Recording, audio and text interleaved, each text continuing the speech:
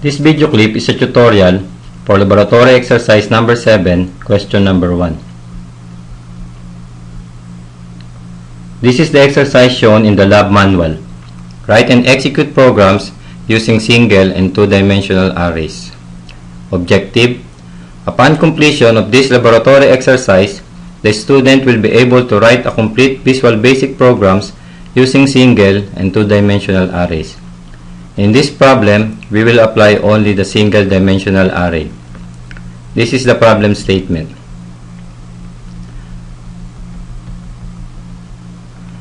Write a program to read 10 positive integers in a single-dimensional array, then count and display the number of even and number of odd integers. And design an interface as shown in figure 1 with two command buttons and a list box control.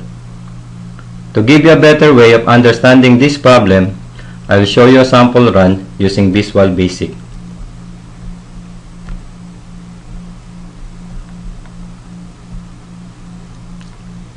Click the Start button to input any 10 numbers.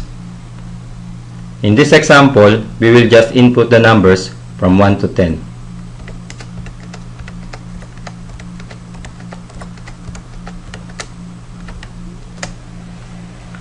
Then it will display the number of even and odd numbers which are both equal to 5. Now for the solution,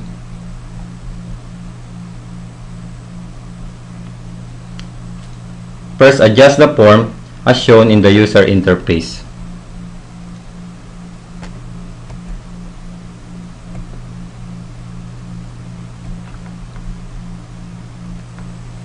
Then write the caption, program to count even and odd numbers.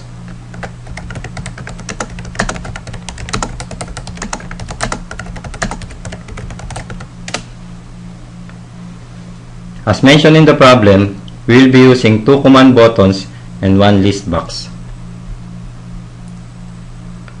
Click and drag command button from the toolbox to the form. Then write the caption start. You can apply some font styles. In this example, I'll be using Tahoma, bold, and size 12. And I will use the copy-paste procedure for the other command button. Click No.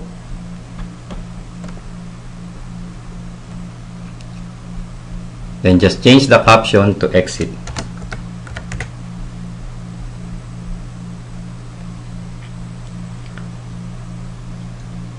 Then click and drag the list box from the toolbox to the form.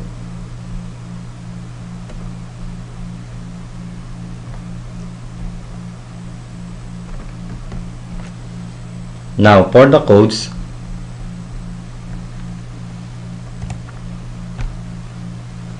this is the program statement.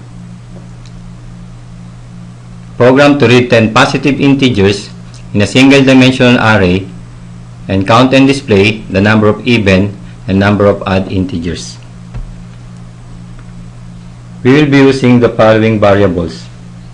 I will be used as loop variable since we need to input 10 numbers.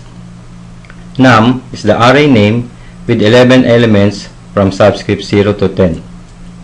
Note that we will not use num0 because we need to store only 10 elements, which is from subscript 1 to subscript 10. Then we will add the even and odd variables for counting. Initially, all their values are equal to 0. We will be using a for loop to prepare 10 iterations. Initial value of I now will become 1. Next is the input box function to enter the value of the numbers. Example, we enter a value 1, then num1 will be equal to 1. Next is display the value to the list box. Since we need to count for the numbers of odd and even, we will be using the if-then-else statement. Num-I mode 2 is testing if the value is divisible by 2 or the remainder is 0 when the number is divided by 2. This is also equivalent in testing if the number is even. Since the input is 1, the result is false and will add 1 to the add counter. Then the add variable will be equal to 1. The next iteration, I becomes 2. Assuming that the next input number is 2, then num2 will become 2. And it will be displayed to the list box. Here, the result of the condition in if statement will be true since num is divisible by 2 or the remainder is 0. Then it will add 1 to the counter even. Then even will become 1. Therefore, if the input value is divisible by 2, the value of even will increase by 1. Otherwise, the value of add will increase by 1. This process will be repeated up to the 10th iterations. Therefore, this will be the result. Note that the final value of even and add will be both equal to 5. Then I will become 11 and the control will exit the for loop. Next is to display the output to the list box.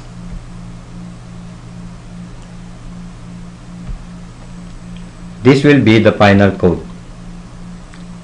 Now for command 2, we will just use the end statement. To apply, we will go back to Visual Basic.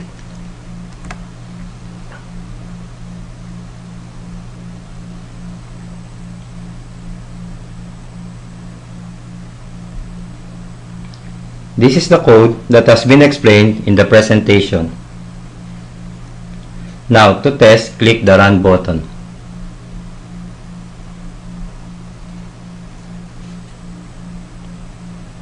Click the Start button. Then input the numbers from 1 to 10.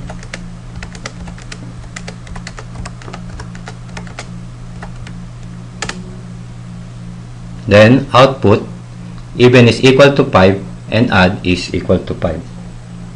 Since all the values are correct, we are now ready to save the project. Click the save icon. Then I will save in the desktop and in my folder BB Lab exercises. Then laboratory exercise 7. Then I'll be using the file name Lab 7 Q1. Same name with the project.